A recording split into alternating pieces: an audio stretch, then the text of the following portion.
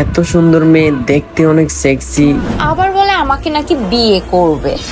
ছাড়ো।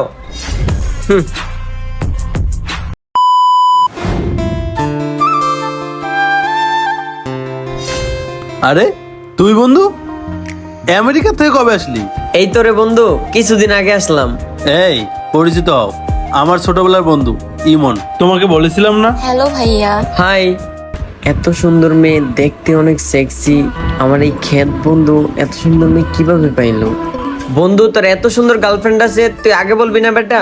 আরে তুই তো বিদেশ চলে গেছিস, তাই তোকে আর বলা হয়নি। ওর সাথে আমার 5 বছরের রিলেশন। ও আচ্ছা, এতদিনের রিলেশন। তো বিয়ে কবে করতেছিস? আরে বিয়েটির বিষয় পরে, এখন বিয়ের ব্যাপারে কোনো চিন্তা ভাবনা নেই।